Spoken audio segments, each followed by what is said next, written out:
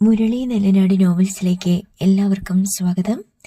Novel അവിചാരിതം.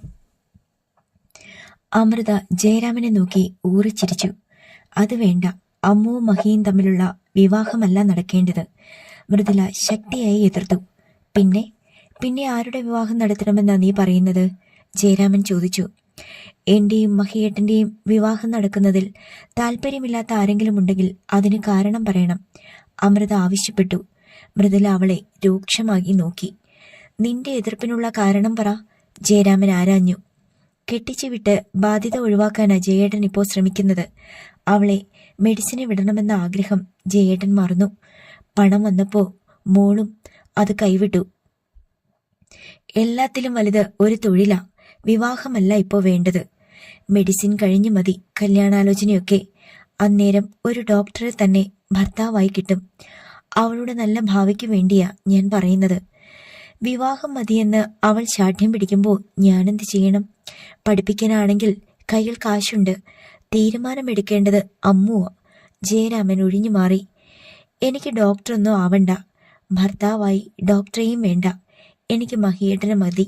മഹിയേട്ടൻ്റെ ഒപ്പം ഒരു ജീവിതമാണ് ഞാൻ സ്വപ്നം കാണുന്നത്. മൃദുല വെട്ടിത്തിരിഞ്ഞ് അകത്തേക്ക് പോയി. ജയരാമനെ നോക്കി അമൃത ചിരിച്ചു. പക്ഷേ അയാൾക്ക് ചിരിയൊന്നും വന്നില്ല. അയാൾ സമ്മതിക്കുമെന്ന് ആ സ്ത്രീ കരുതിയിട്ടുണ്ടാവില്ല. വൃത്തികെട്ടവൻ. പണത്തിനു വേണ്ടി അയാൾ എന്ത് ചെയ്യും? ജയരാമൻ മിണ്ടാതിരുന്നപ്പോൾ അമൃത അവിടെ നിന്ന് പോയി. കിച്ചണിൽ ചെന്ന് നിന്ന് മൃദുല അക്ഷരാർത്ഥത്തിൽ വെന്തുരുകി. കുറെ നാളായി മഹിയുമായിട്ടുള്ള വിവാഹത്തിന് അമ്മു തിരക്ക് കൂട്ടുന്നു. താൻ അതൊക്കെ അവഗണിച്ചത് അവൻ സമ്മതിക്കില്ലെന്ന് കരുതിയാണ്. പക്ഷേ അവൻ അതിന് സമ്മതിച്ചിരിക്കുന്നു. മഹിക്ക് എങ്ങനെ അതിന് മനസ്സ് വന്നു? അവനിപ്പോ വേണ്ടത് പണം മാത്രമാണ്. ഈ വിവാഹം നടക്കാൻ പാടില്ല, സമ്മതിച്ചു കൊടുക്കില്ല. അതിന് ഏതറ്റം വരെയും പോകണം. സ്റ്റൗവിലിരുന്ന് വെട്ടിത്തിളയ്ക്കുന്ന വെള്ളത്തിൽ നോക്കി മൃദുല മന്ത്രിച്ചു. മണിയമ്മ അകത്തുനിന്ന് വരാന്തയിൽ വന്നു. മഹേഷ് കസേരയിൽ ഇരിക്കുകയാണ്. അവൻ ഈ ലോകത്തൊന്നുമല്ലെന്ന് അവർക്ക് തോന്നി. എന്താടാ മോനെ ജയരാമൻ പറഞ്ഞത്? മഹേഷ് ചിന്തകളിൽ നിന്ന് ഉണർന്നു. അമ്മുവുമായിട്ടുള്ള വിവാഹകാര്യമാ സംസാരിച്ചത്. മണിയമ്മ ജിജ്ഞാസയോടെ അരഭിത്തിയിലിരുന്നു. ഞായറാഴ്ച വിവാഹ നിശ്ചയം നടത്താമോന്ന് ജയൻമാമ ചോദിച്ചത്. അതിനിനി എത്ര ദിവസമുണ്ട്? അവർ അമ്പരന്നു. 4 ദിവസമുണ്ട്. ഇത്ര തിടുക്കപ്പെട്ട് ജയരാമൻ ചോദിക്കാൻ എന്താ കാരണം? അടുത്ത ബുധനാഴ്ച കൂടിയേ അവർ ആ വീട്ടിലുള്ളൂ. തിങ്കളാഴ്ച ജയൻമാമ അബുദാബിയിൽ പോകും. അതാ ഞായറാഴ്ച നിശ്ചയിച്ചത്. ആ വീട്ടിൽ വെച്ച് വിവാഹ നിശ്ചയം നടത്തണമെന്നത് അമ്മുവിന്റെ മോഹമാണത്രേ. അവൾ മനസ്സു മാറ്റാത്തത് കൊണ്ടാ വിവാഹം നടക്കാൻ പോകുന്നത്. മൃദുലയാ ജയരാമനെ കുത്തിത്തിരിപ്പിച്ചത്. നീ സമ്മതം പറഞ്ഞേക്ക്. വേണ്ടപ്പെട്ടവരെയൊക്കെ നാളെ ക്ഷണിക്കാം. 50 പേര് പോയാ മതി. അവർ ഋഷിനാരദമംഗലത്തിൽ നിന്ന് പോയ പിന്നെ പെണ്ണിനെ കിട്ടില്ല. അതിനു മുമ്പ് വിവാഹ നിശ്ചയം നടന്നിരിക്കണം. അവൻ മൂളി. ആ വീടും പറമ്പും സ്ത്രീധനമായി തരാൻ പറയണം. ജയരാമൻ ഗുരുവായൂര് വീട് നോക്കി വെച്ചിരിക്കുകയല്ലേ. നമുക്ക് ഇനിയുള്ള കാലം ആ വീട്ടിൽ കഴിയാമെടാ. നാളെ അങ്ങോട്ട് ചെല്ലാൻ ജയന്മാമ പറഞ്ഞിട്ടുണ്ട്. ഞാൻ കൂടി വരാം. എല്ലാത്തിനും ഇപ്പോഴേ ഒരു വ്യക്തത വേണം. നമ്മളൊന്നും പേടിക്കാനില്ല. അമ്മു നമ്മുടെ പക്ഷത്താ. മണിയമ്മ ചിരിച്ചു. അമ്മ നാളെ വരണ്ട. പിന്നെ സ്ത്രീധനക്കാര്യമൊന്നും ഇപ്പൊ സംസാരിക്കാനും പാടില്ല. ആദ്യം വിവാഹ നിശ്ചയം നടക്കട്ടെ. അത് കഴിഞ്ഞ് പിറ്റേന്ന് ജയൻമാമ അബുദാബിക്ക് പോകും. തിരിച്ചു വരുമ്പോൾ നമുക്ക് കാര്യങ്ങൾ അവതരിപ്പിക്കാം. മണിയമ്മ സമ്മതിച്ചു. അവർ വിളക്ക് വയ്ക്കാൻ പോയപ്പോൾ മഹേഷ് മുറിയിലേക്ക് നടന്നു. അവൻ കട്ടിലിൽ ചെന്ന് കിടന്നു. മഹിയെ അങ്ങനെ ആർക്കും ഇല്ലാതാക്കാൻ കഴിയില്ല. ഒരു വഴിയടഞ്ഞാൽ മറ്റൊരു വഴി തുറക്കും. സോനു, ഇനി എന്താടി എനിക്ക് നിന്നിൽ നിന്ന് അറിയാനുള്ളത്? പുതിയതായി അറിയാനും അനുഭവിക്കാനും ഒന്നുമില്ല. 2 രാത്രികൾ, അത് മതി എനിക്ക്. നിന്നുള്ള മഹിയുടെ മോഹം തീർന്നു. നിന്നെ വെച്ച് കാശുണ്ടാക്കാമെന്ന തോന്നൽ എനിക്കുണ്ടായിരുന്നു. ഇനി എനിക്കത് വേണ്ടടി. ഞാൻ കെട്ടാൻ പോകുന്ന പെണ്ണിന്റെ ആസ്തി 15 കോടിയാ. മഹി പടമിറക്കും. നീ തന്നെ അതിൽ അഭിനയിക്കും. നിന്റെ മമ്മിയുടെ കയ്യിൽ നിന്ന് വാങ്ങിയ 1.5 കോടി പലിശ ചേർത്ത് വലിച്ചെറിഞ്ഞു തരും. എന്റെ നെഞ്ചിൽ തോക്ക് കയറ്റിയ നിന്റെ അങ്കിളിനെ 6 മാസത്തിനുള്ളിൽ കൊന്ന് റെയിൽവേ ട്രാക്കിൽ തള്ളിയില്ലെങ്കിൽ എന്റെ പേര് മഹേഷ് മാമ്പള്ളി എന്നല്ല. മഹി ഇനിയും പടം ചെയ്യും. നിന്റെ അവസാനത്തെ പടമായിരിക്കും എന്റേത്. നിന്നെയും നിന്റെ മമ്മിയെയും പറത്തിവിടാതെ എനിക്ക് നിന്നോടുള്ള പക തീരില്ലടി. തോൽക്കില്ലടി മഹി. തോൽക്കാൻ ജനിച്ച ജന്മമല്ല എന്റേത്. പകയോടെ അതിദ്രുതം കറങ്ങുന്ന ഫാനിൽ നോക്കി അവൻ ചിരിച്ചു. ഭാമിനിയുടെ പണം മടക്കി കൊടുത്തിട്ട് വേണം ഫോൺ തിരിച്ചു വാങ്ങാൻ. ആ സമയം സോനുവിന്റെ കയ്യിലായിരുന്നു അവന്റെ ഫോൺ. ഗാലറിയിൽ നിന്ന് അവൾ ആ വീഡിയോ കണ്ടുപിടിച്ചു. നെഞ്ചുപൊട്ടി അവൾ അത് ഓടിച്ചു കണ്ടു. പിന്നീട് അവൾ അത് ഡിലീറ്റ് ചെയ്തു. തന്റെ വേറെ വീഡിയോ ക്ലിപ്സ് ഒന്നും അതിലുണ്ടായിരുന്നില്ല. എന്നാൽ മറ്റൊരു സ്ത്രീയുടെ 4 ക്ലിപ്സുകൾ ആ ഫോണിലുണ്ടായിരുന്നു. സഞ്ജു പറഞ്ഞ ആ സ്ത്രീയുടേതാണെന്ന് അവൾക്ക് മനസ്സിലായി. ഇങ്ങനെയൊരു വൃത്തികെട്ടവനെയാണല്ലോ താൻ സ്നേഹിച്ചതെന്നോർത്ത് അവൾ നിയന്ത്രണം വിട്ട് കരഞ്ഞു. വാതിൽ തുറന്ന് ഭാമിനി അകത്ത് വന്നു. എല്ലാം ഡിലീറ്റ് ചെയ്തോ? ഭാമിനി അടുത്തു വന്നിരുന്നു. അങ്കിൾ പറഞ്ഞതുപോലെ ഒരു വീഡിയോ ക്ലിപ്സേ ഇതിലുള്ളൂ. അത് ഞാൻ ഡിലീറ്റ് ചെയ്തു.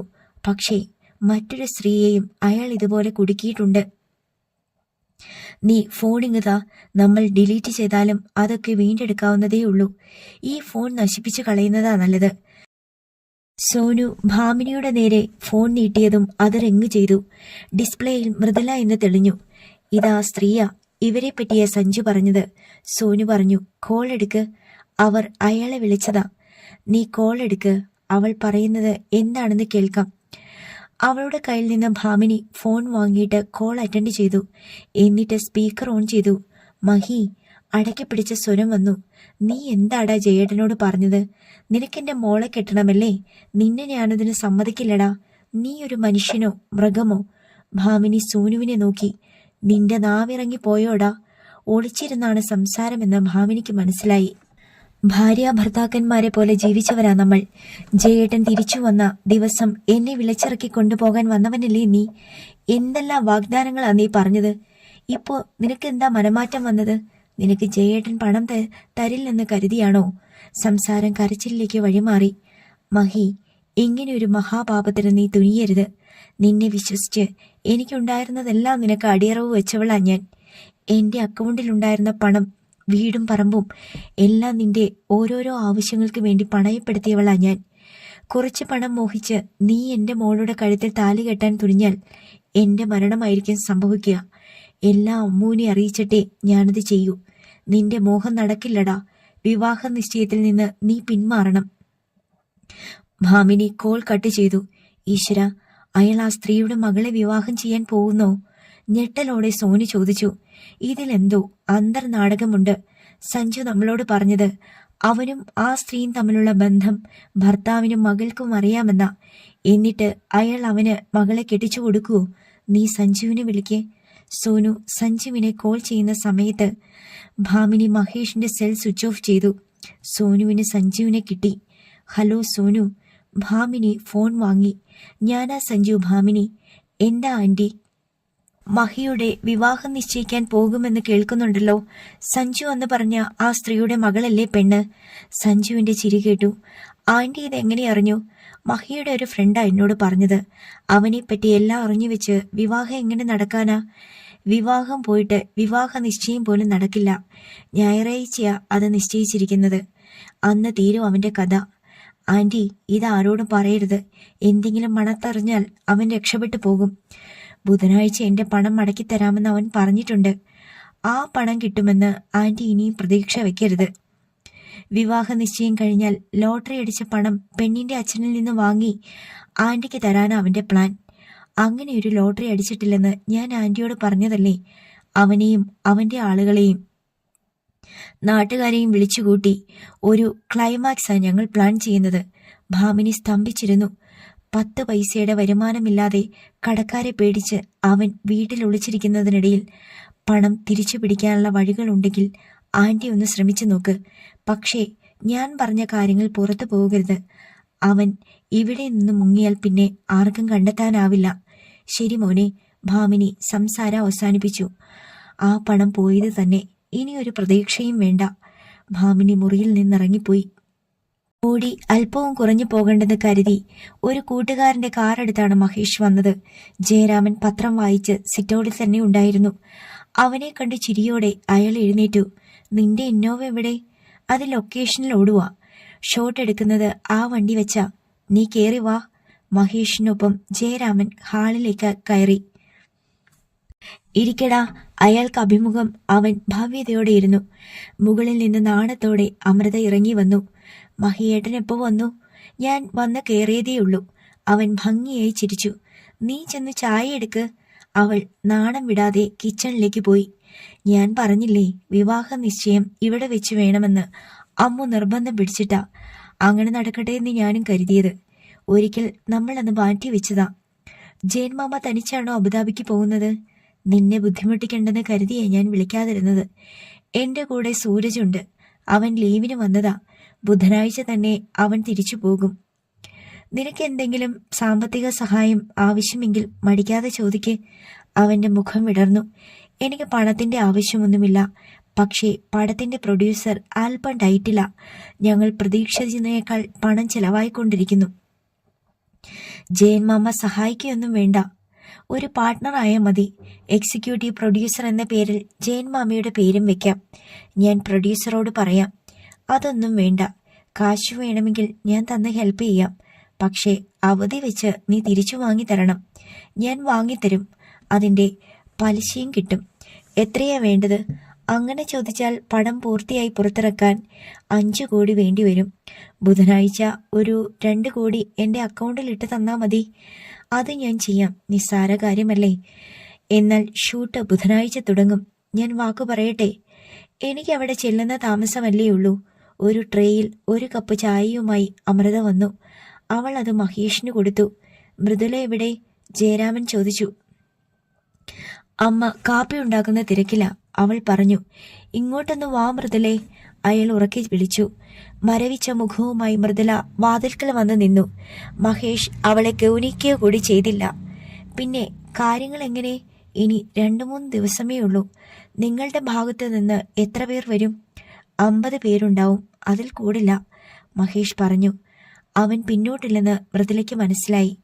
ഞാൻ കുറേ പേരെ ക്ഷണിക്കുന്നുണ്ട്. കുറഞ്ഞത് 150 പേരെങ്കിലും വരും. 3 മാസം കഴിഞ്ഞ് കല്യാണം നടത്തിയാൽ പോരെ? മതി. അപ്പോഴേക്കും പടവും റിലീസാവും.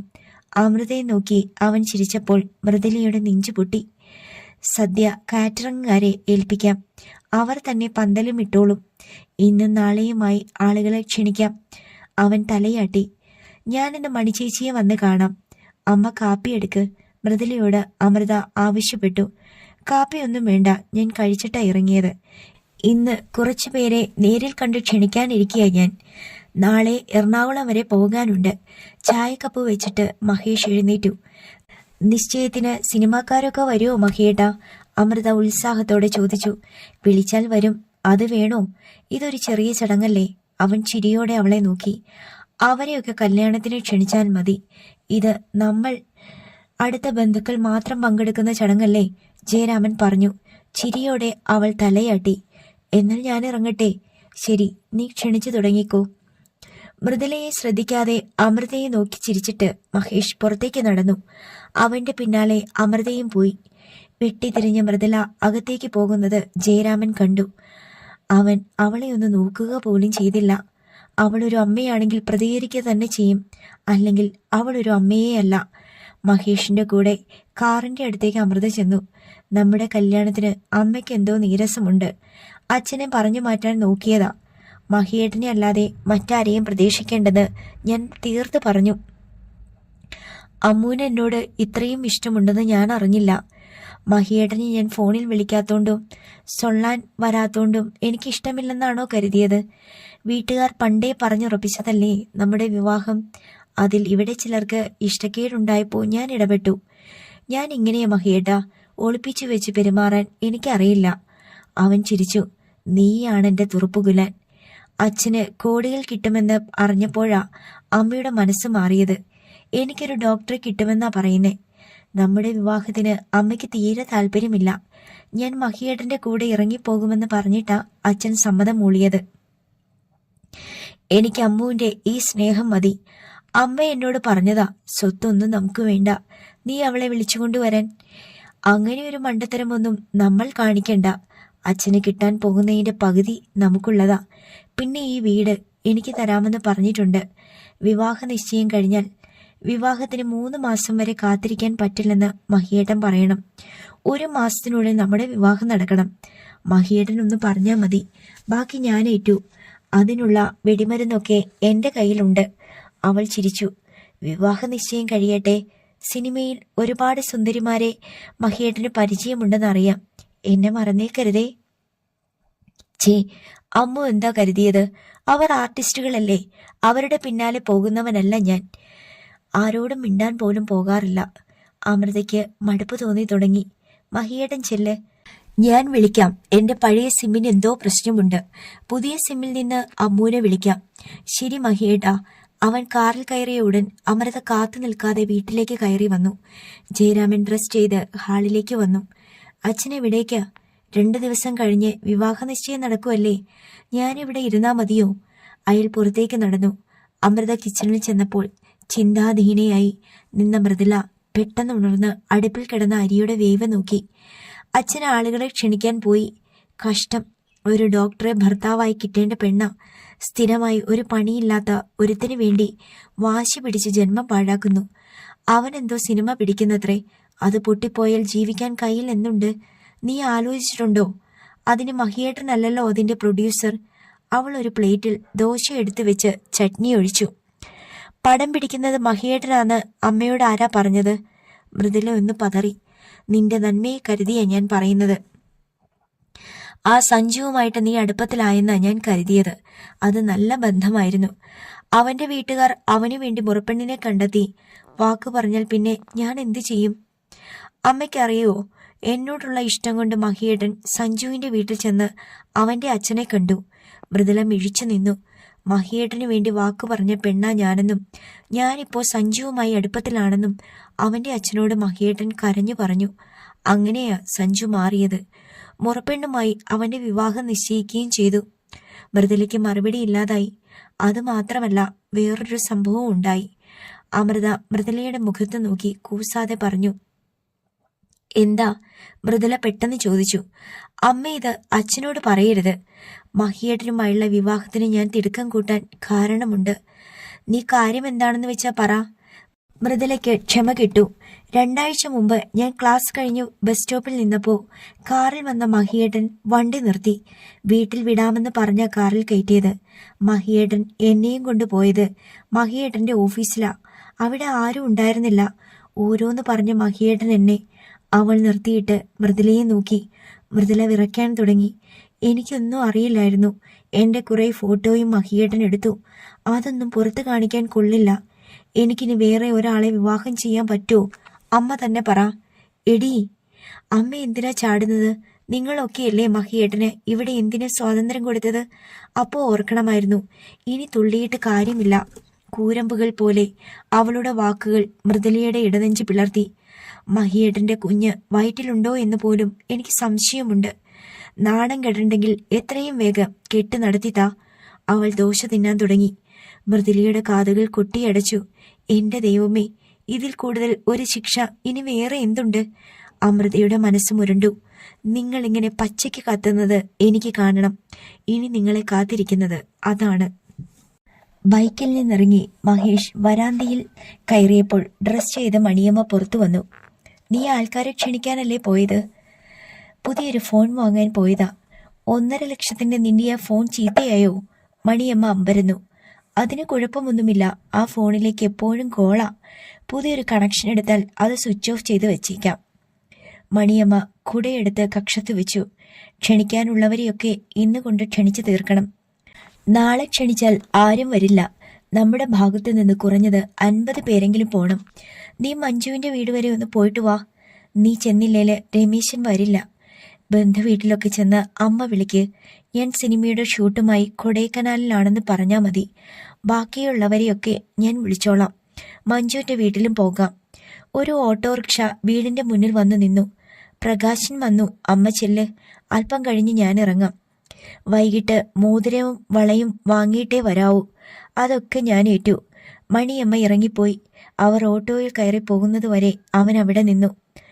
അവൻ മുറിയിൽ വന്ന് മേശ തുറന്ന് ഒരു ബോക്സ് എടുത്തു. അത് തുറന്ന് ഒരു മോതിരവും 3 പവൻ തൂക്കം വരുന്ന ഒരു വളയും എടുത്തു. വിവാഹ നിശ്ചയത്തിന് അമൃതയുടെ കയ്യിൽ അണിയിക്കേണ്ടതാണ്. അവന്റെ ചുണ്ടിൽ ചിരിയൂറി. അവൻ അത് തിരിച്ചും മറിച്ചും നോക്കി. ആര് കണ്ടാലും സ്വർണമല്ലെന്ന് പറയില്ല. സ്വർണം വാങ്ങാൻ കയ്യിൽ പണമില്ലെന്ന് അമ്മയോട് എങ്ങനെ പറയും? കല്യാണം കഴിക്കുന്നത് വരെ മാത്രമേ ഈ മോതിരവും വളയും കാണൂ. അതുവരെ കയ്യിലണിഞ്ഞ് നടക്കട്ടെ.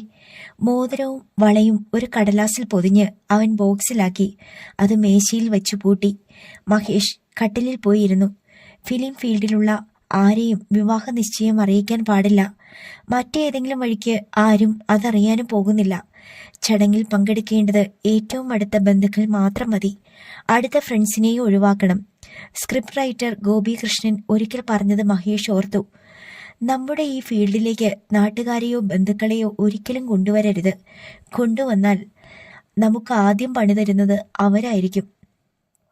അനുഭവത്തിൽ നിന്നാണ് ഗോപികൃഷ്ണൻ അത് പറഞ്ഞത്. കോപ്പി എഴുതാൻ സ്വന്തം നാട്ടിൽ നിന്ന് വരുൺ എന്നൊരാളെ കൊണ്ടുവന്ന് ഗോപികൃഷ്ണൻ കുറെ പഴി കേട്ടിരുന്നു. അത് മനസ്സിൽ വെച്ചാണ് മഞ്ജുവിന്റെ ഭർത്താവിനെ താൻ ലൊക്കേഷനിൽ അടുപ്പിക്കാതിരുന്നത്. അതിന്റെ പേരിൽ രമേശൻ പിണക്കത്തിലാണ്. ആകെ ചെയ്യാനുള്ളത് മഞ്ജുവിന്റെ വീട്ടിൽ ചെന്ന് അളിയനെ ക്ഷണിക്കുകയാണ്. രമേശിന്റെ പിണക്കം തീർത്ത് കൂടെ നിർത്തണം. അവൻ എഴുന്നേറ്റ് ഡ്രസ് ചെയ്തു. ബൈക്കിന്റെ കീയും എടുത്ത് വരാന്തയിൽ ഇറങ്ങിയപ്പോൾ റോഡിൽ വന്നു നിന്ന ഓട്ടോയിൽ നിന്ന് മൃദുല ഇറങ്ങുന്നത് കണ്ടു. ആദ്യ കയറിയുള്ള വരവാണെന്ന് അവന് മനസ്സിലായി. ചെറുചിരിയോടെ അവൻ അവിടെ തന്നെ നിന്നു. വലിഞ്ഞു മുറുകിയ മുഖവുമായി മൃദുല കയറി വന്നു. തീ പാർന്ന കണ്ണുകളോടെ അവനെ നോക്കി. അവൻ പുഞ്ചിരിച്ചു. സുഖല്ലേ ആന്റി? മൃദുലയുടെ പല്ലുകൾ ഞെരിഞ്ഞു. എനിക്ക് ചില കാര്യങ്ങൾ നിന്നോട് സംസാരിക്കണം. നീയൊന്ന് പുറത്തേക്ക് വാ. ഒച്ച താഴ്ത്തി മൃദുല പറഞ്ഞു. ഇവിടിപ്പോ ഞാൻ മാത്രമേ ഉള്ളൂ. അമ്മ വിവാഹ നിശ്ചയത്തിന് ബന്ധുക്കളെ ക്ഷണിക്കാൻ പോയിരിക്കുക. ആന്റിക്ക് എന്നോട് എന്താ പറയാനുള്ളത്? അറിയിച്ചിരുന്നെങ്കിൽ ഞാൻ അങ്ങോട്ട് വരുമായിരുന്നല്ലോ. ഛീ, നിർത്തടാ നിന്റെ അഭിനയം. മൃദുല പൊട്ടിത്തെറിച്ചു. നിനക്ക് എന്താടി വേണ്ടത്? നീ അത് പറ. നിന്റെ മോളെ ഞാൻ കെട്ടരുതെന്ന് പറയാനാ നീ വന്നതെങ്കിൽ എന്നോടല്ല അത് പറയേണ്ടത്. ആണും പെണ്ണും കെട്ട നിന്റെ കെട്ടിയോനോടാ. നീ അയാളോട് പറയടി നമ്മൾ തമ്മിലുള്ള അവിശുദ്ധ ബന്ധം. അല്ലെങ്കിൽ നിന്റെ മോളോട് പറ അവളെ കെട്ടാൻ പോകുന്നവൻ നിന്റെ കാമുകനാണെന്ന്. എനിക്കൊരു ചുക്കുമില്ല. എനിക്കല്ല, അവൾക്കാ എന്നെ വേണ്ടത്. നീ ഒരു വൃത്തികെട്ടവനാണെന്ന് അനുഭവത്തിൽ നിന്ന് എനിക്ക് നന്നായിട്ടറിയാം. പക്ഷേ പണത്തിന് വേണ്ടി നീ ഇത്രത്തോളം അധപതിക്കുമെന്ന് ഞാൻ കരുതിയില്ല. നിനക്ക് എങ്ങനെ മനസ്സ് വന്നടാ? മഹേഷ് പൊട്ടിച്ചിരിച്ചു. യെസ്, പണം. അതിൽ കവിഞ്ഞ് വലുതായിട്ട് ഈ ലോകത്ത് മറ്റെന്താടിയുള്ളത്? മനുഷ്യന്റെ ഏത് കുറവും പണം പരിഹരിക്കും. അപമാനവും നാണക്കേടും എല്ലാം കഴുകിക്കളയാൻ പണത്തിന് കഴിയും. എനിക്ക് പണം വേണം. അതിനുവേണ്ടി മുന്നിലുള്ള ഏതു വഴിയിലൂടെയും ഞാൻ പോകും. എത്ര ദൂരം വേണമെങ്കിലും പോകും. മഹി, ഇന്നത്തെ മഹിയായത് എങ്ങനെയെന്ന് നിനക്ക് ഞാൻ പറഞ്ഞു തരണോ? മഹേഷ് മൃദുലയുടെ മുന്നിൽ വന്നു നിന്നു. ഞാൻ നിന്റെ മോളെ കെട്ടുന്നത് കൊണ്ട് നിനക്ക് എന്ത് നഷ്ടമാണടി ഉണ്ടാവാൻ പോകുന്നത്? നിനക്ക് ഒരു ഭർത്താവില്ലേ? അതുപോലെ നിനക്ക്. നീ ഒരു മൃഗമാണിടാ. ബന്ധങ്ങൾ തിരിച്ചറിയാൻ കഴിയാത്ത മനുഷ്യമൃഗം. അല്ലെങ്കിൽ എന്റെ മോളെ കെട്ടാൻ നീ മനസ്സ് കാണിക്കില്ലായിരുന്നു. അറപ്പോടെ മൃദുല മുഖം തിരിച്ചു. നീ ഞാനും തമ്മിൽ പവിത്രമായ എന്ത് ബന്ധമാണിടിയുള്ളത്? എന്റെ കണ്ണിൽ നിനക്കുള്ള സ്ഥാനം ഒരു വേശ്യയുടേതാ. ഉടലോടെ മൃദുല കത്തിയെരിഞ്ഞു. നീ വലിയ കേമത്തരമൊന്നും പറയണ്ട. എന്ത് പ്രണയമാ നമ്മൾ തമ്മിൽ. വിനയൻ മാഷിനു വേണ്ടി വാതിൽ തുറന്നു കൊടുത്തവളല്ലേ നീ? അതുപോലെ എത്ര പേരെ വീട്ടിൽ വിളിച്ചു കയറ്റിയെന്ന് ആർക്കറിയാം? നിന്നെ ഞാൻ കൈയോടെ പിടികൂടിയപ്പോ നീ അയാളെ ഒഴിവാക്കി. ബന്ധത്തെക്കുറിച്ച് പറയാൻ നിനക്കൊരു അർഹതയുമില്ല. അവളുടെ കണ്ണുകളിൽ നിന്ന് നീർക്കണങ്ങൾ പൊഴിഞ്ഞു വീണു. ജയരാമന്റെ സ്ഥാനത്ത് നീ എന്നെ കാണണ്ട. അയാൾ അമ്മുവിന്റെ അച്ഛൻ. ഞാൻ നിനക്ക് വിനയൻ മാഷിനെ പോലെ മറ്റൊരാൾ. അത് മതി. മൃദുല പൊട്ടിക്കരഞ്ഞുപോയി. നീ ഇത്രയ്ക്ക് വിഡ്ഢിയാണെന്ന് ഞാൻ കരുതിയില്ല. ജയരാമൻ ഇപ്പോ കോടീശ്വരന. അയാൾക്കൊപ്പം ഇന്ന് വരെ ജീവിതത്തിൽ അനുഭവിക്കാത്ത സുഖങ്ങൾ ആസ്വദിക്കാൻ നോക്ക്. ഇനി നമ്മൾ തമ്മിൽ ഒരു ജീവിതം മോഹിച്ചാണ് നീ ഇങ്ങോട്ട് വന്നതെങ്കിൽ ഞാനൊരു സത്യം പറയാം. അയാൾ ചെന്ന് കസേരയിലിരുന്നു. എന്റെ കൂടെ ഇറങ്ങി വരാൻ ഞാൻ നിന്നെ ക്ഷണിച്ചതിലൊന്നും സത്യമില്ല മൃദുലേ. നീ വരില്ലെന്ന് വ്യക്തമായി മനസ്സിലാക്കിയിട്ട് തന്നെയാ ഞാൻ അങ്ങനെ ചില നമ്പറുകൾ ഇറക്കി കളിച്ചത്. എനിക്ക് സിനിമ ചെയ്യണമായിരുന്നു. അതിൽ കവിഞ്ഞൊന്നും എന്റെ മനസ്സിലുണ്ടായിരുന്നില്ല. അല്ലെങ്കിൽ തന്നെ ഒരു മധ്യവയസ്കയുടെ കൂടെ ജീവിച്ചിട്ട് എനിക്ക് എന്ത് സ്വർഗം കിട്ടാനാ? കെട്ടുപ്രായം തികഞ്ഞ 2 പെൺകുട്ടികളുടെ അമ്മ. അവൻ പരിഹസിച്ചു ചിരിച്ചു. മൃദുല ചുവരിലേക്ക് അമർന്നു നിന്നു. നിന്നെ ഞാൻ ചതിയിൽപ്പെടുത്തില്ലായിരുന്നു. പടം റിലീസായി വിജയിച്ചെങ്കിൽ നിന്റെ ആധാരം വീണ്ടെടുത്ത് തന്നേനെ. പിന്നെ നിനക്ക് നിന്റെ വഴി. നിന്റെ മോളെ ആഗ്രഹിച്ച് ഞാൻ വരില്ലായിരുന്നു. എന്റെ സ്വപ്നങ്ങൾ അതിലും അപ്പുറത്തായിരുന്നു. അവന്റെ സ്വരത്തിൽ കടുത്ത നിരാശ നിറഞ്ഞു. എന്തു ചെയ്യാം, കണക്കുകൂട്ടലുകളെല്ലാം പിഴച്ചുപോയി. ഇനി ഒരു 4 കോടിയില്ലാതെ പടം പുറത്തിറങ്ങില്ല. നിന്റെ വാക്കു വിശ്വസിച്ച ഞാൻ ഭാമിനിയുടെ കയ്യിൽ നിന്ന് 1.5 കോടി രൂപ വാങ്ങിയത്. ആ പണം ആവശ്യപ്പെട്ട് ഭാമിനിയുടെ സഹോദരൻ രംഗത്ത് വന്നിട്ടുണ്ട്. ബുധനാഴ്ച പണം തിരിച്ചു കൊടുത്തില്ലെങ്കിൽ എന്നെ കൊന്നുകളയുമെന്ന അയാളുടെ ഭീഷണി. ഞാനെന്ത് ചെയ്യണമെന്ന് നീ പറ. അവൻ ഇരിപ്പുറയ്ക്കാതെ എഴുന്നേറ്റ് അവളുടെ അടുത്തേക്ക് വന്നു. പറഞ്ഞ ദിവസം ആ പണം തിരിച്ചു കൊടുത്തേ പറ്റൂ. ജയരാമൻ 5 കോടി കടമായി തരാമെന്ന് പറഞ്ഞിട്ടുണ്ട്. ഭാമിനിയുടെ കടം തീർത്തിട്ട് ഷൂട്ടിംഗ് തുടങ്ങണം. ഇതൊക്കെ നടക്കണമെങ്കിൽ അമ്മുവുമായിട്ടുള്ള വിവാഹ നിശ്ചയം നടക്കണം. ഇപ്പോ എന്റെ മുന്നിലെ വഴി അത് മാത്രമാണ്. മൃദുല സാരി തലപ്പ് പിടിച്ച് കണ്ണും മുഖവും തുടച്ചു. നീ തിരിച്ചു പോ. കഴിഞ്ഞതെല്ലാം നീ മറക്കണം. ഇനി നിന്നെ മറ്റൊരു കണ്ണിൽ ഞാൻ കാണില്ല. അമ്മു മാത്രമല്ല, ഒരു മകൾ കൂടി നിനക്കുണ്ട്. നീ എന്റെ മകളുടെ കഴുത്തിൽ താലി കെട്ടിയാൽ അത് കാണാൻ ഞാൻ ഉണ്ടാവില്ല. തണുത്ത സ്വരത്തിലാണ് മൃദുല പറഞ്ഞതെങ്കിലും വാക്കുകൾക്ക് ദൃഢതയുണ്ടായിരുന്നു. എനിക്ക് മരണമല്ലാതെ മറ്റൊന്നിനും കഴിയില്ല. ഇത് നിന്നെ ഭയപ്പെടുത്താൻ പറയുന്നതല്ല. നീ എന്നെ വേശ്യയെന്ന് വിളിച്ചു. എനിക്കതിൽ വേദനയില്ല. 1 കൂടുതൽ പുരുഷന്മാർക്കൊപ്പം കഴിഞ്ഞിട്ടുള്ളവൾക്ക് ഇത് ചേരുന്ന സംബോധന തന്നെ. പക്ഷേ മാംസദാഹം തീർക്കാൻ വേണ്ടി ഞാൻ ആരുടെ അടുത്തേക്കും പോയിട്ടില്ല. എന്റെ ഭർത്താവിന്റെ ആത്മസുഹൃത്ത് തന്നെയാണ് ആദ്യം എന്നെ തെറ്റിലേക്ക് വലിച്ചിഴച്ചത്. ഭർത്താവ് എന്നെയും 2 മക്കളെയും ഏൽപ്പിച്ചു പോയ വിശ്വസ്തൻ, മാന്യൻ. കുട്ടികളുടെ പഠിപ്പുൾപ്പെടെ എന്തിനും അയാളുടെ സഹായം വേണമായിരുന്നു. അത് വെച്ച് അയാൾ മുതലെടുപ്പ് നടത്തി. എപ്പോഴോ നീ അത് കണ്ടുപിടിച്ചു തെളിവ് സഹിതം എന്റെ മുന്നിൽ വന്നു. വിനയൻ മാഷിനെ ഞാൻ ഭയപ്പെടുത്തി അകറ്റി നിർത്തി. പിന്നീട് നിന്റെ ഭീഷണിക്ക് എനിക്ക് വഴങ്ങേണ്ടി വന്നു. ഒരു ഭാര്യയും അറിഞ്ഞുകൊണ്ട് തെറ്റ് ചെയ്യില്ല. അവളെ തെറ്റിൽ കൊണ്ടെത്തിക്കുന്നത് നിന്നെ പോലുള്ള പുരുഷന്മാരാ. അവളുടെ കണ്ണുകളിൽ നിന്ന് നീർക്കണങ്ങൾ പൊഴിഞ്ഞു. അമ്മുവുമായി ഒരു ബന്ധവും ഉണ്ടാവില്ലെന്ന് നീ എന്നോട് സത്യം ചെയ്തു. ഒരു പ്രശ്നം വന്നാൽ എന്നെ കൈവിട്ട് കളയില്ലെന്ന് ഉറപ്പും തന്നു. എന്നിട്ടും ഒരാണിന്റെ അന്തസ്സ് കാണിക്കാതെ ബെഡ്റൂം രംഗങ്ങൾ നീ ക്യാമറ വെച്ച് ഷൂട്ട് ചെയ്തു. പിന്നീടായിരുന്നു ജയേട്ടൻ കഷ്ടപ്പെട്ടുണ്ടാക്കിയ സ്വത്തിൽ നീ കണ്ണുവെച്ചത്. മതി, നിർത്ത്. അതൊക്കെ അയാൾക്ക് ഞാൻ തിരിച്ചു കൊടുത്തില്ലേ, പലിശയും ചേർത്ത്. നിനക്ക് വേണ്ടത് എന്റെ മോളെയാണോ? നിന്റെ സിനിമ പുറത്തിറക്കുകയാണോ? എനിക്ക് ഭാമിനിയുടെ കടം തീർക്കണം. പിന്നെ സിനിമയുടെ ഷൂട്ടിംഗ് പൂർത്തിയാക്കി തിയേറ്ററിൽ എത്തിക്കണം. അതിന് നിനക്ക് എന്നെ സഹായിക്കാൻ പറ്റുമോ? എങ്കിൽ ഞാൻ വിവാഹത്തിൽ നിന്ന് പിന്മാറാം. അവന്റെ കണ്ണിൽ നോക്കി അവൾ നിന്നു. അതിന് കഴിയുമെങ്കിൽ പറയ്. അല്പനേരം മൃദുല ആലോചനയിൽ ആണ്ടു നിന്നു. വിവാഹം 3 മാസം കഴിഞ്ഞു മതിയെന്നല്ലേ തീരുമാനം? മൃദുല ചോദിച്ചു. അതെ, അവൻ പറഞ്ഞു. എങ്കിൽ വിവാഹ നിശ്ചയം നടക്കട്ടെ. അത് കഴിഞ്ഞാൽ ജയേട്ടൻ നിനക്ക് 5 കോടി കടമായി തരും. അത് വാങ്ങി നിന്റെ കടം തീർക്കാം. സിനിമയും പുറത്തിറക്കാം. പക്ഷേ കല്യാണത്തിന് മുമ്പ് നീ ആ ബന്ധത്തിൽ നിന്ന് പിന്മാറണം. നീ അവളുടെ കഴുത്തിൽ താലി കെട്ടരുതെന്നേ എനിക്കുള്ളൂ. മൃദുലയെ നോക്കി മഹേഷ് ചിരിച്ചു. എന്റെ പടം വിജയിച്ചാൽ നിന്റെ മോളെ കെട്ടാമെന്ന് ഞാനും കരുതിയിട്ടില്ല. ഇത് നിന്നെ സമാധാനിപ്പിക്കാൻ വേണ്ടി പറയുന്നതല്ല. ഞാനൊരു പെണ്ണിനെ ഇഷ്ടപ്പെടുന്നുണ്ട്. എനിക്ക് അവളെ സ്വന്തമാക്കണമെങ്കിൽ എന്റെ സിനിമ പുറത്തിറങ്ങണം. നിന്റെ പടത്തിലെ നായികയല്ലേ അവൾ, ഭാമിനിയുടെ മകൾ? മഹേഷ് ചിരിച്ചതല്ലാതെ ആണെന്നോ അല്ലെന്നോ പറഞ്ഞില്ല. എന്റെ സിനിമ വൻ വിജയമാവും. എനിക്കതിൽ വിശ്വാസമുണ്ട്. ഇപ്പോ ഇങ്ങനെ ഒരു കളിക്ക് നീ കൂട്ടുനിന്നാൽ മാത്രം മതി. വിവാഹ നിശ്ചയം എന്നൊരു നാടകം നീ അങ്ങനെ കണ്ടാൽ പോരെ? ഇനി സമാധാനമായി തിരിച്ചു പോയിക്കോ. നിന്നെ എനിക്ക് വിശ്വാസമൊന്നുമില്ല. എന്തായാലും ഈ ചടങ്ങ് നടക്കട്ടെ.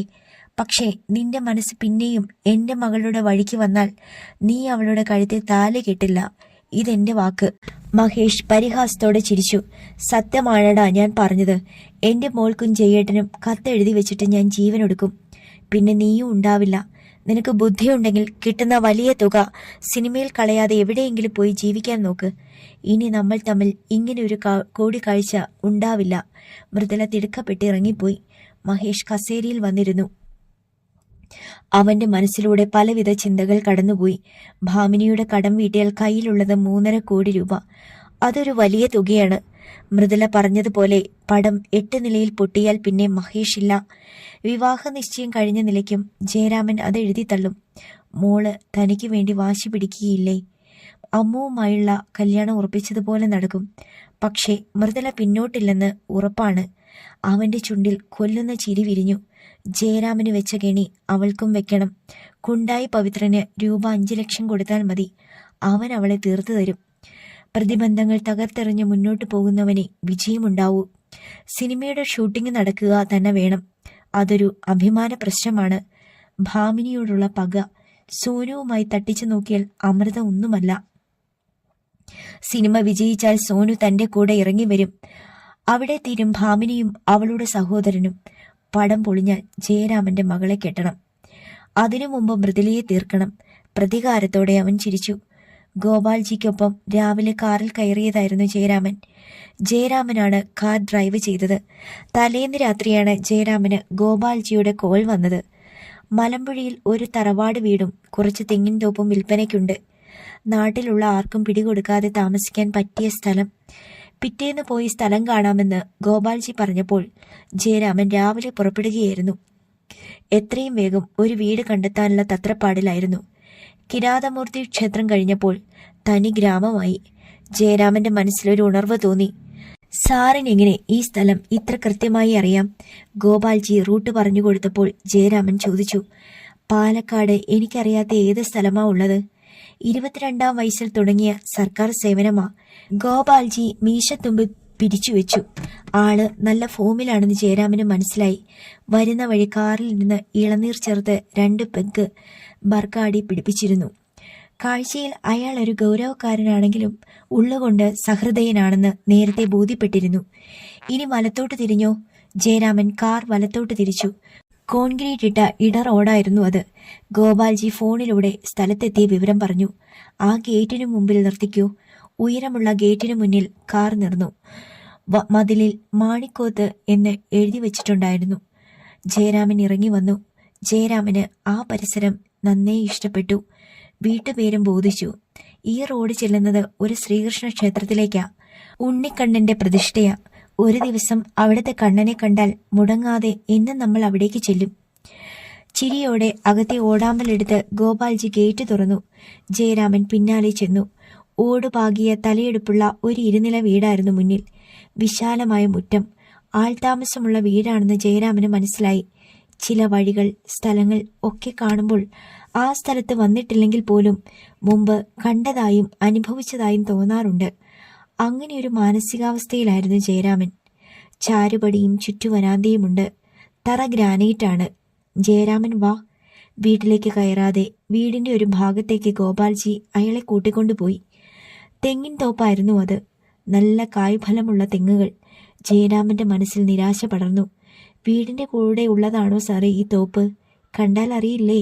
1.5 ഏക്കർ തെങ്ങിൻ തോപ്പ്. 15 വർഷത്തെ പഴക്കമേയുള്ളൂ. തന്റെ കയ്യിലുള്ള 65 ലക്ഷം രൂപ കൊണ്ട് ഈ വീടും പറമ്പും സ്വപ്നം കാണാൻ പോലും പറ്റില്ലെന്ന് ജയരാമന് മനസ്സിലായി. ഗോപാൽജി നേരത്തെ പറഞ്ഞിരുന്നെങ്കിൽ ഈ യാത്ര ഒഴിവാക്കാമായിരുന്നു.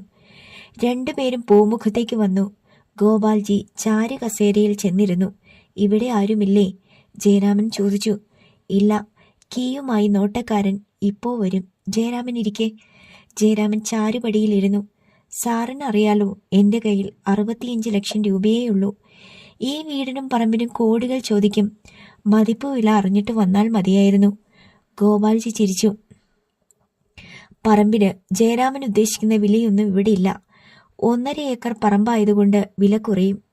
ഉടമസ്ഥന് ഒറ്റ വിലയേയുള്ളൂ. വില പേശലുമില്ല. 2 സി എന്ന് വെച്ചാൽ 2 കോടി. അത് താൻ തീർത്തു കൊടുക്കണം. വീടും പറമ്പും വിൽക്കാൻ സമയം കിട്ടിയെങ്കിൽ ഞാൻ അതിന് സമ്മതിച്ചേനെ. ഉടനെ അതിന്റെ വിൽപ്പന നടക്കില്ല. എനിക്കുടനെ മക്കളുമായി അവിടെ നിന്നിറങ്ങുകയും വേണം. ഗോപാൽജി അതിനും ചിരിച്ചു. 1 വർഷത്തിനുള്ളിൽ താൻ ആ വീടും പറമ്പും വിറ്റ് പണം കൊടുത്താൽ മതിയടോ. അതുവരെ സ്വന്തം വീടായി കരുതി ഇവിടെ താമസിക്കാം. എഗ്രിമെന്റും ഇല്ല, അഡ്വാൻസും ഇല്ല. അതുവരെ വീട്ടുടമ സമ്മതിക്കുമോ? ജയരാമൻ അമ്പരന്നു. എടോ ജയരാമ, ഇതെന്റെ തറവാടാ. ഞാൻ തീരുമാനിച്ചാ പോരെ? ഗോപാൽജി പൊട്ടിച്ചിരിച്ചു. ജയരാമന്റെ കണ്ണു നിറഞ്ഞു. ജയരാമന് ഗോപാൽജിയുടെ വാക്കുകൾ വിശ്വസിക്കാനായില്ല. വാടകയ്ക്കൊരു വീട് കാണിക്കാൻ കൊണ്ടുവന്നതാണ്. ഇത് സാറിന്റെ തറവാടാണോ? എന്റെ അച്ഛന്റെ ഫോട്ടോയാ ഇത്. ഗോപാൽജി ചുവരിലേക്ക് വിരൽ ചൂണ്ടി. ഫ്രെയിം ചെയ്തു വെച്ച വലിയ ചിത്രം ജയരാമൻ കണ്ടു. കൊമ്പൻ മീശയുള്ള ഉഗ്രപ്രതാപിയായ ഒരാൾ. 7 വർഷം മുമ്പ് നെല്ലായയിൽ പുതിയതായി വീട് വെച്ച് ഞങ്ങൾ അങ്ങോട്ട് മാറിയത്. അന്നു മുതൽ തറവാട് അടച്ചിട്ടിരിക്കുക. വാടക വാങ്ങി ആർക്കെങ്കിലും തറവാട് കൈമാറാൻ എനിക്ക് മനസ്സ് വന്നില്ല. ജയരാമൻ വീട് അന്വേഷിച്ച് നടക്കുന്ന വിവരം ഇന്നലെ സഞ്ജു പറഞ്ഞു. ഇന്ദിര തന്നെയാ ഇങ്ങനെയൊരു സജഷൻ വെച്ചത്. അവൾ അത് പറയണമെങ്കിൽ അതിനു പിന്നിലൊരു ഉദ്ദേശമുണ്ടെന്ന് അറിയാലോ. സാറ് പറഞ്ഞത് സത്യാണോ? 1 വർഷത്തെ സമയം തരുമോ? ജയരാമൻ അറിയേണ്ടത് അതായിരുന്നു. ഗോപാൽജി ചിരിച്ചു. ഞാൻ തമാശ പറഞ്ഞതല്ല. മക്കളെയും കൂട്ടി ജയരാമൻ ഇവിടെ വന്ന് താമസിക്ക്. ജയരാമനോ കുട്ടികളോ പറയാതെ നിങ്ങളെപ്പറ്റി ഒരു വിവരവും ഈ നാട്ടുകാർ അറിയില്ല. നിങ്ങൾ എൻ്റെ ബന്ധുക്കളാണെന്ന് ഞാൻ പറഞ്ഞോളാം. അത് സത്യവുമാണ്. ഇതിനൊക്കെ ഞാൻ എങ്ങനെ നന്ദി പറയണമെന്ന് എനിക്കറിയില്ല. വെറുതെയാണോ? 2 കോടിക്കാ ഞാൻ നിങ്ങൾക്ക് വീടും പറമ്പും വിൽക്കുന്നത്. നിങ്ങൾക്ക് അങ്ങനെയുള്ള ചിന്ത വേണ്ട. പിന്നെ കണ്ടീഷനുണ്ട്. അത് ജയരാമൻ പാലിച്ചാൽ മതി. സാറ് പറയണം. ഭാവിയിൽ ജയരാമൻ സ്വത്ത് ഭാഗിക്കുമ്പോൾ ഈ തറവാട് ജയരാമൻ അമൃതയ്ക്ക് നൽകണം. ഞാനത് പറയാനുള്ള കാരണം അറിയാലോ. ഗോപാൽജി ചിരിച്ചു. ഞാൻ ആ വാക്കു പാലിക്കും സർ. അതുമാത്രമല്ല, ഈ വീടിന്റെ പൂമുഖത്ത് എനിക്ക് ജീവനുള്ള കാലത്തോളം ഈ ചിത്രവും ഉണ്ടാവും. ജയരാമൻ അത് ചെയ്യുമെന്ന് എനിക്കറിയാം. 65-നടുത്ത് പ്രായമുള്ള ഒരു മനുഷ്യൻ മടിക്കുത്തിൽ നിന്ന് താക്കോലും എടുത്ത് ഭവ്യതയോടെ കയറി വന്നു. വെള്ള മുണ്ടും തോർത്തുമാണ് വേഷം. അപ്പു നായര് വാതിൽ തുറക്ക്. ഗോപാൽജി എഴുന്നേറ്റു. ഓ! ആ മനുഷ്യൻ താക്കോൽ കയറ്റി മണിച്ചിത്രത്താഴിന്റെ ലോക്ക് നീക്കി ഡോർ തുറന്നുകൊടുത്തു. ഗോപാൽജിക്കൊപ്പം ഹാളിലേക്ക് ജയരാമൻ കയറി. ശീതീകരിച്ച മുറിയിൽ പ്രവേശിച്ച പ്രതീതിയായിരുന്നു. കണ്ണാടി പോലെ തിളങ്ങുന്ന നിലം. ഇന്നലെ വീട് തുടച്ചിട്ടതേയുള്ളൂ, അപ്പു നായർ പറഞ്ഞു. മുകളിൽ 2 മുറികളുണ്ട്. താഴെ ഒരു മുറിയും കിച്ചണും. ജയരാമൻ കയറി നോക്ക്. എനിക്ക് നോക്കാനൊന്നുമില്ല സാറേ. ഗോപാൽജി അപ്പു നായരുടെ നേരെ തിരിഞ്ഞു. ഇതെന്റെ ഏറ്റവും അടുത്ത സ്വന്തക്കാരനാ. കുറേ കാലം ഗൾഫിലായിരുന്നു. കോട്ടയംകാരനാ. ഒരു വീട് അന്വേഷിച്ച് നടന്നപ്പോഴാ ഞാൻ ഇങ്ങോട്ട് കൂട്ടിക്കൊണ്ടുവന്നത്. ഒരാഴ്ചയ്ക്കുള്ളിൽ ജയരാമനും കുടുംബവും ഇങ്ങോട്ട് താമസം മാറും. ഒരു സഹായത്തിന് അപ്പു നായർ കൂടെ വേണം. അത് പറയണോ സാറേ? എന്ത് സഹായത്തിന് ഞാനുണ്ട്. പല്ലുകൾ കാട്ടി അയാൾ ചിരിച്ചു. താൻ കാറിലിരിക്കുന്ന എന്റെ ബാഗ് എടുത്തോണ്ട് വാ. പിന്നെ 4-5 ഇളനീര് കൂട്ടിയിട്ടോ. വൈകിട്ടേ ഞങ്ങൾ മടങ്ങുന്നുള്ളൂ. അപ്പു നായർ കാര്യം മനസ്സിലാക്കിയ മട്ടിൽ തലയാട്ടി ചിരിച്ചു. ജയരാമൻ കാറിന്റെ കീ അപ്പു നായർക്ക് കൊടുത്തു.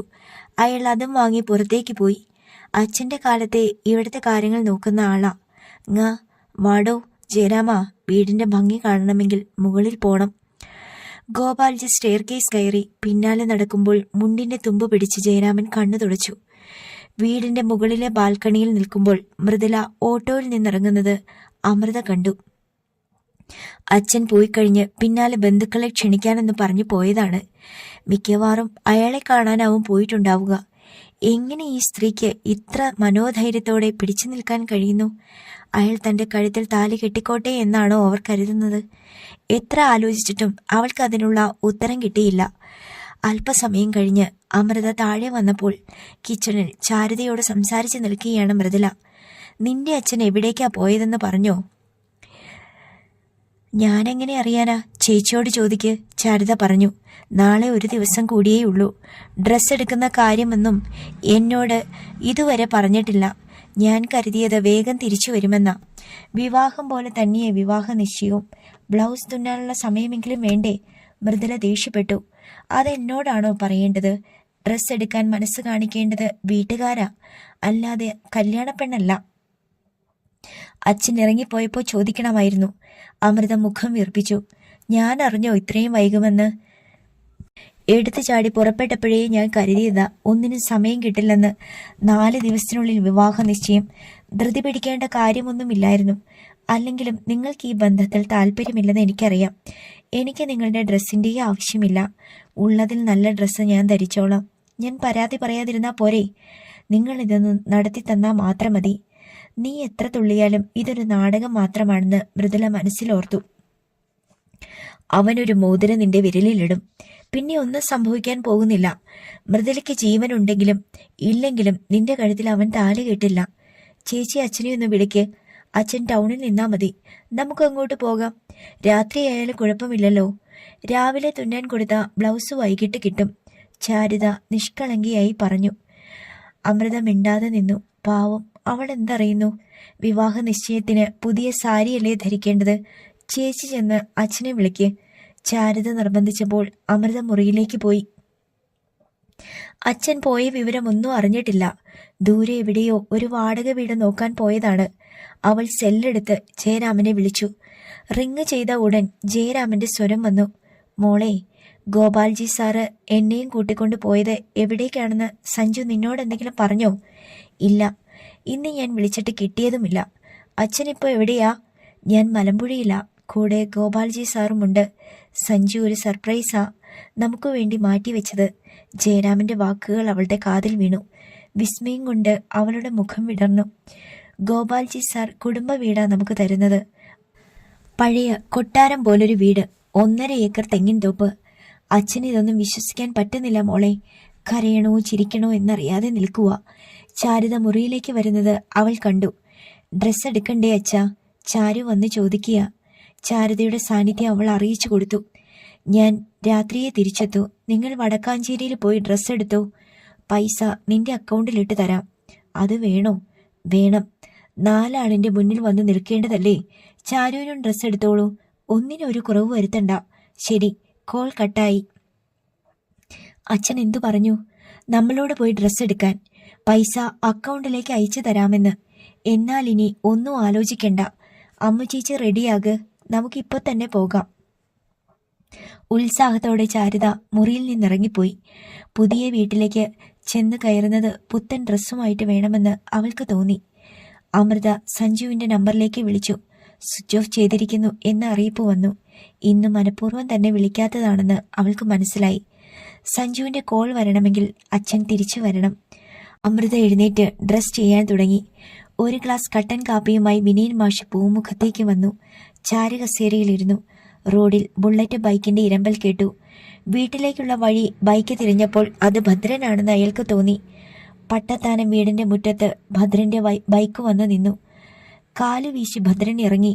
അയാളെ ഒന്ന് കാണണമെന്ന് കരുതിയതാണ്. മാഷ് വീട്ടിലെത്തിയൊന്ന് സംശയിച്ചാ ഞാൻ വന്നത്. ഷർട്ടിന്റെ കോളർ വലിച്ചു കയറ്റി ഭദ്രൻ കയറി വന്നു. ഭദ്രൻ ഇരിക്കേ. ഭദ്രൻ ചാരുപടിയിലിരുന്ന് കാൽമുട്ട് മടക്കി വെച്ചു. ജയരാമന് ലോട്ടറി അടിച്ചെന്ന് കേട്ടതിൽ എന്തെങ്കിലും വാസ്തവം ഉണ്ടോ മാഷേ? എന്ന് ഞാനും കേട്ടു. എങ്ങും തൊടാതെ വിനീൻ മാഷ് പറഞ്ഞു. ഏയ്, അവന്റെ എല്ലാ കാര്യങ്ങളും നിങ്ങളോട് പറയുന്നതല്ലേ. 30 കോടി എന്നൊക്കെയാ കേൾക്കുന്നത്. എന്നോട് ജയരാമൻ അത്ര രസത്തിലല്ല. പ്രശ്നം ദേവി തന്നെ. ആദ്യം ഞാനും ദേവിയും തമ്മിലുള്ള ബന്ധത്തിന് അവൻ താല്പര്യം കാണിച്ചു. ലോട്ടറി അടിച്ചപ്പോ ബുദ്ധിപൂർവം അവൻ അതിൽ നിന്ന് ഒഴിഞ്ഞു മാറി. എന്നെ കാണാൻ വരാറൊന്നുമില്ല. അവൻ അകൽച്ച കാണിച്ചപ്പോ ഞാനും അങ്ങോട്ട് പോകാറില്ല.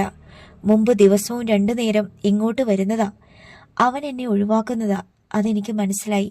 ഭദ്രൻ അറിയാലോ. ജയരാമൻ ഒരു വാക്കു പറഞ്ഞെങ്കിൽ ദേവി വിവാഹത്തിന് സമ്മതിച്ചേനെ.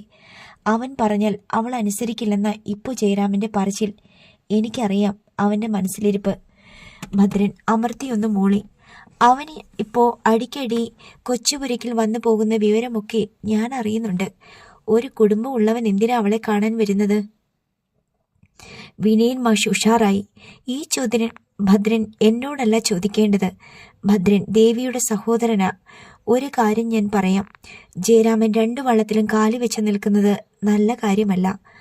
അവൻ ഇങ്ങനെ നിൽക്കുന്ന കാലത്തോളം ദേവിക്കൊരു കുടുംബജീവിതം ഉണ്ടാവാനും പോകുന്നില്ല. ഗൾഫിലായിരുന്നപ്പോൾ അവൻ അവരെ വിളിക്കാറുള്ള കാര്യം മുമ്പ് അവൻ തന്നെ എന്നോട് പറഞ്ഞിട്ടുള്ളത്. ഭദ്രന്റെ കണ്ണുകൾ ചുവന്നു. ഭദ്രനാണെങ്കിൽ പെങ്ങൾക്കൊരു നല്ല ജീവിതം ഉണ്ടാക്കി കൊടുക്കാൻ മനസ്സർപ്പിച്ച് നടക്കുക. മനസ്സല്ല മാഷേ, എന്റെ ജീവനും. അവളൊരു പൊട്ടിപ്പെണ്ണ. എത്ര പറഞ്ഞാലും മനസ്സിലാവില്ല. എന്ത് നല്ല ആലോചനകൾ ഞാൻ കൊണ്ടുവന്നതാ. ദേവിയെ ഞാൻ തെറ്റ് പറയില്ല. പെണ്ണിന്റെ മനസ്സങ്ങനെയാ. ജയരാമനെ മനസ്സിൽ കൊണ്ടു നടക്കുമ്പോൾ ആരെന്തു പറഞ്ഞാലും മനസ്സിൽ കയറില്ല. ഇപ്പോൾ വീണ്ടും അവൻ രംഗത്ത് വന്നാൽ അവൾ എന്തു ചെയ്യും? അവിടെ നിന്നും വഴിയിൽ കാത്തു നിന്നും ജയരാമന് അവളോട് സംസാരിക്കാൻ മാത്രം എന്ത് വിഷയമാ ഉള്ളത്? ഭദ്രൻ നിന്ന് ആലോചിച്ചു നോക്ക്. അവൾക്കൊരു ജീവിതം ഉണ്ടാവാനല്ല അവൻ ആഗ്രഹിക്കുന്നത്, ഇങ്ങനെ നിർത്തിക്കൊണ്ടു പോകാനാ. വിനീൻ മാഷ് അയാളെ ഗൂഢമായി നോക്കി. ഇപ്പോൾ ജയരാമൻ ഗുരുവായൂരിലെ വീട് വാങ്ങി താമസം മാറാൻ നോക്കുക. അതിനു പിന്നിൽ ഒരു ഉദ്ദേശമുണ്ട്. മൃദുലയുടെയും മക്കളുടെയും കണ്ണിൽ നിന്ന് പലതും മറയ്ക്കാം. ഇത്രയും വലിയ വീടുള്ളപ്പോൾ എന്തിനവൻ താമസം മാറി പോകണം? അവന്റെ മൂത്ത കുട്ടിയുടെ വിവാഹ നിശ്ചയം മറ്റന്നാളല്ലേ? മക്കളെ കെട്ടിച്ചു വിട്ടിട്ട് ബാധ്യത തീർക്കാനാ അവന്റെ ഉദ്ദേശ്യം. വിനീർ മാഷ് അമ്പരന്നു. ആരുടെ വിവാഹ നിശ്ചയത്തെ പറ്റിയാ ഭദ്രൻ പറയുന്നത്? ജയരാമന്റെ മൂത്ത മോളുടെയും മാമ്പള്ളിയിലെ മഹേഷിന്റെയും. മാഷിനോട് അവൻ അത് പറഞ്ഞില്ലേ? വിനീർ മാഷിന്റെ നെറ്റി ചൊളിഞ്ഞു. ഭദ്രൻ കേട്ടതിൽ എന്തെങ്കിലും തെറ്റുപറ്റിയതാണോ? മഹേഷിന്റെ അമ്മയെ എന്നോടിത് പറഞ്ഞത്. ക്ഷണിക്കുകയും ചെയ്തു. പണ്ടേ പറഞ്ഞു വെച്ച ബന്ധമല്ലേ? നിസ്സാരമട്ടിൽ ഭദ്രൻ പ്രതികരിച്ചു. വിനീർ മാഷ് സ്തബ്ധനായിരുന്നു. 10 കാശ് കയ്യിൽ വന്നപ്പോൾ പെണ്ണിനെ മഹേഷിന് കൊടുക്കാൻ ജയരാമന്റെ ഭാര്യയ്ക്ക് താല്പര്യക്കുറവുണ്ടായെന്ന മണിയമ്മ പറഞ്ഞത്. അവനെ മതിയെന്ന് പെണ്ണ് പിടിച്ച പിടിയാലെ നിന്നു. ആ പെങ്കൊച്ചിന്റെ പിടിവാശിയിലാ കല്യാണം നടക്കാൻ പോകുന്നത്. എന്തോ കരുനീക്കങ്ങൾ അതിന് പിന്നിലുണ്ടെന്ന് വിനീർ മാഷിന് മനസ്സിലായി. മഹിയെ വേണമെന്ന് അമൃത വാശി പിടിക്കുക. അതൊരു വിവാഹ നിശ്ചയത്തിൽ കലാശിക്കില്ലെന്ന് ഉറപ്പാണ്. എന്തായിരിക്കും ജയരാമനെ മുന്നിൽ നിർത്തി അമൃതയും സഞ്ജുവും പ്ലാൻ ചെയ്യുന്നത്? അതെന്തായാലും തനിക്ക് അറിഞ്ഞേ തീരൂ. മൃദുലയ്ക്ക് ഒരു ദോഷവും വരാതെ നോക്കണം. തന്നെ ഒളിച്ചു വെച്ചുള്ള ജയരാമന്റെ നീക്കമാണ് മനസ്സിലാകാത്തത്. എല്ലാം അപ്പപ്പോൾ അവൻ തുറന്നു പറയുന്നതാണ്. ഇങ്ങോട്ട് വരാതിരിക്കാൻ കാരണവും മറ്റൊന്നല്ല. എല്ലാം അവിടെ വെച്ച് വിളിച്ചു പറയാനാ നീക്കമെങ്കിൽ അത് പൊളിക്കണം. മൃദുലയും മഹിയും തമ്മിലുള്ള ബന്ധം ജയരാമനും അമൃതയും മനസ്സിലാക്കിയ വിവരം മൃദുലയെ അറിയിക്കണം. ജയരാമന്റെ പണം മോഹിച്ചാണ് മഹി വിവാഹത്തിനിറങ്ങിയിരിക്കുന്നത്. മൃദുല സമ്മർദ്ദത്തിൽപ്പെട്ട് വാ തുറക്കാൻ കഴിയാത്ത അവസ്ഥയിലും തനിക്ക് വേണ്ടത് ദേവി പാർവതിയാണ്. അതിനുവേണ്ടി മഹിയുടെ ചേരി പിടിക്കാനും താൻ തയ്യാർ. മൃദുലയെ പുറത്താക്കാനുള്ള അച്ഛന്റെയും മക്കളുടെയും തന്ത്രം വിലപ്പോവില്ല. മാഷ് എന്താ ആലോചിക്കുന്നേ? ജയരാമൻ എന്നോടും ഈ വിവരം പറഞ്ഞിട്ടില്ല. ഷർട്ട് എടുത്തിട്ടേച്ചു വാ, നമുക്ക് ടൗൺ വരെ പോകാം. ഭദ്രൻ ഉഷാറായി. എനിക്ക് കുറച്ച് ഉത്തരക്കടലാസ് നോക്കാനുണ്ട്, അതാ നേരത്തെ പോന്നത്. ഭദ്രൻ ചെല്ല്, ഉടനെ നമുക്ക് ചില കാര്യങ്ങൾ പ്ലാൻ ചെയ്യണം. ജയരാമൻ എന്നോടിങ്ങനെ പെരുമാറുമ്പോൾ പിന്നോട്ട് പോകാൻ ഇനി ഞാനില്ല. ദേവിയുടെ കാര്യം പറഞ്ഞ് ജീവിക്കാനുള്ള മോഹം എന്നിലുണ്ടാക്കിയത് അവനാ. എന്നിട്ടൊടുവിൽ അവളെ അവൻ വിട്ടുതരില്ലെന്ന് വെച്ചാൽ എന്നോട് ചെയ്യുന്നത് ചതിയല്ലേ? അത് തന്നെ എനിക്ക് മാഷിനോട് പറയാനുള്ളത്. നിങ്ങൾ ആളൊരു പാവത്താനാ. എനിക്കെൻ്റെ പെങ്ങളെ മാഷിൻ്റെ കയ്യിൽ ഏൽപ്പിക്കണം. ഇനി അതിനുള്ള വഴികളാ ഞാൻ നോക്കുന്നത്. അതിനാരെ കൊല്ലാനും എനിക്കൊരു മടിയുമില്ല. വിനീൻ മാഷ് കനപ്പിച്ചൊന്ന് മൂളി. ഇപ്പോ ഭദ്രൻ പൊയ്ക്കോ. മറ്റന്നാളല്ലേ ജയരാമന്റെ മകളുടെ വിവാഹ നിശ്ചയം. നമുക്കും ചിലതൊക്കെ ചെയ്യാനുണ്ടാവും. ഭദ്രൻ എഴുന്നേറ്റു. ഒരു വഴിയും കണ്ടില്ലെങ്കിൽ ജയരാമന് ഞാൻ തീർക്കും. ഇന്നോ ഇന്നലെയോ തുടങ്ങിയതല്ല എനിക്ക് അവനോടുള്ള പക. ആരാരെ തീർക്കണമെന്ന് നമുക്ക് ആലോചിക്കാം. എന്നെ സംബന്ധിച്ചും ഇതൊരു അവസാന കളിയാ. കലക്കവെള്ളത്തിൽ നിന്ന് വേണം അത് നടക്കാൻ. വിനീൻ മാഷ് ചെറുതായെന്ന് ചിരിച്ചു. മാഷ് തെളിച്ചു പറ. വിനീൻ മാഷിന്റെ ചിരി മാഞ്ഞു. തീർക്കേണ്ടത് മഹേഷിനെ ആവണം. ആ കുറ്റത്തിന് അകത്ത് പോകേണ്ടത് ജയരാമനും. ഇനിയുള്ള കാലം അവൻ അകത്ത് കിടക്കണം. അതിനുള്ള വഴികളെല്ലാം മകളുടെ വിവാഹ നിശ്ചയത്തിലൂടെ ജയരാമൻ ചെയ്തു തരും. പണ്ടും വഴിയൊരുക്കി തരാൻ മിടുക്കനാവൻ. മനസ്സിലെന്തേലും ഉണ്ടെങ്കിൽ മാഷ് തെളിച്ചു പറ. ഭദ്രൻ ആഗ്രഹിക്കുന്നത് പോലെ പെങ്ങളുടെ കഴുത്തിൽ താലി വീണു. എല്ലാം ഞാൻ വിശദമായി പറയാം. ഭദ്രൻ ഇപ്പോ ചെല്ല്. തലയാട്ടിയിട്ട് ഭദ്രൻ മുറ്റത്തിറങ്ങി ബൈക്ക് സ്റ്റാർട്ട് ചെയ്തു. പാഞ്ഞുപോയി. നിന്നെപ്പോലെ ഒരുത്തനെയാണ് എനിക്ക് വേണ്ടത്. കസേരയെ പിടിയിൽ കൈകൾ കുത്തി വിനീർ മാഷ് എഴുന്നേറ്റു. നിന്റെയും നിന്റെ മകളുടെയും പ്ലാൻ നടക്കില്ല ജയരാമ. മഹിക്ക് വേണ്ടി നിങ്ങൾ കെണി ഒരുക്കി വെച്ച് കാത്തിരുന്നു. വിവാഹ നിശ്ചയത്തിന് അവൻ വരില്ല. മൃദുലയുടെ കാതിൽ എല്ലാം ഞാൻ എത്തിച്ചു കൊടുക്കും. അവളിലൂടെ മഹി അറിയും. മൃദുലയെ പടിയിറക്കി ദേവി പാർവതിയെ പ്രതിഷ്ഠിക്കാനുള്ള നിന്റെ മോഹം ഞാൻ തകർക്കും. മഹി വിവാഹ നിശ്ചയത്തിന് വരാതെ നീ നിന്റെ മോളും നാട്ടുകാരോട് എന്ത് വിളിച്ചു കൂവും? നിശ്ചയത്തിന് പയ്യൻ വരാതിരുന്നാൽ നീ നാണം കെടും. ഭദ്രനെ കൊണ്ട് മഹിയെ ഞാൻ തീർക്കും. നീ അവനോട് വൈരാഗ്യം തീർത്തതാണെന്ന് സകലരും വിശ്വസിക്കും. വിനയൻ മാഷ് ഉറക്കി ചിരിച്ചു. പെട്ടെന്ന് ചിരി നിന്നു. മഹിയോട് വർഷങ്ങൾക്ക് മുമ്പേ തോന്നിയ കൊടും പകയാണ്. മൃദുലയുമായുള്ള രഹസ്യബന്ധം ജലജയുടെ കാതിലെത്തിച്ചത് അവനാണ്. എന്നിട്ട് അവൻ ഭീഷണിപ്പെടുത്തി കൈയടക്കി വെച്ച് അനുഭവിക്കുന്നു. പലതവണ മഹിയെ ഇല്ലാതാക്കാൻ ജയരാമനെ പ്രേരിപ്പിച്ചതാണ്. കൈപ്പിഴ വരുത്താതെ ഭദ്രൻ അത് ചെയ്യും. നിനക്കിനിയും അറിയത്തില്ല ജയരാമ. വിനയൻ ആരാന്ന്? മൂരിയാടുകളെ കൂട്ടിയടിപ്പിച്ച് ചോര കുടിക്കുന്ന കുറുക്കനാണ് ഞാൻ. അയാൾ ഉറക്കെ പൊട്ടിച്ചിരിച്ചു. എത്രയും വേഗം മൃദുലയെ വിവരം അറിയിക്കണം. നേരിൽ കണ്ട് സംസാരിക്കാമെന്ന് വെച്ചാൽ അവൾ പിടിതരില്ല. അങ്ങോട്ട് ചെന്നാൽ എതിരേൽക്കുന്നത് മക്കളാവും. തന്നെ ഒഴിവാക്കാൻ വേണ്ടി അവൾ ഫോൺ നമ്പർ മാറ്റിയിരുന്നു. മഹി രംഗത്ത് വന്നതോടെ പിന്നെ അവളുടെ ഫോൺ നമ്പർ അന്വേഷിച്ചു പോയതുമില്ല. ഇനി ഒരു വഴിയേയുള്ളൂ. മൃദുലയ്ക്കൊരു ലെറ്റർ എഴുതുക. അത് രമണിയുടെ കയ്യിൽ കൊടുത്താൽ രഹസ്യമായി അവൾ മൃദുലയ്ക്ക് കൈമാറും. വിനയൻ മാഷ് മുറിയിലേക്ക് കയറി വന്ന് എഴുത്തുമേശയുടെ മുന്നിലിരുന്നു. കടലാസ് എടുത്തു വെച്ചിട്ട് അയാൾ പേന തുറന്നു. കടലാസിലേക്ക് വൃത്തിയായി അയാൾ എഴുതാൻ തുടങ്ങി. നീയും മഹിയും തമ്മിലുള്ള അവിഹിത ബന്ധം ജയരാമൻ തിരിച്ചു വന്ന ദിവസം തന്നെ മനസ്സിലാക്കി. അതറിഞ്ഞതായി ഭാവിക്കാതെ ജയരാമൻ ഇത്രയും കാലം കഴിച്ചു കൂട്ടിയത് അവന്റെ സമ്പാദ്യം മുഴുവൻ തിരിച്ചു പിടിക്കാൻ വേണ്ടിയായിരുന്നു. അയാൾ ധൃതി പിടിച്ച് എഴുതിക്കൊണ്ടിരുന്നു. മറ്റന്നാൾ നാട്ടുകാരുടെ മുന്നിൽ വെച്ച് നാണം കെടാൻ പോകുന്നത് നീയും മഹിയുമാണ്. പിഴച്ചവളായി ലോകം നിന്നെ മുദ്ര കുത്താൻ ഇനി ഒരു ദിവസം കൂടി മാത്രം. അടുത്ത ഭാഗം നാളെ.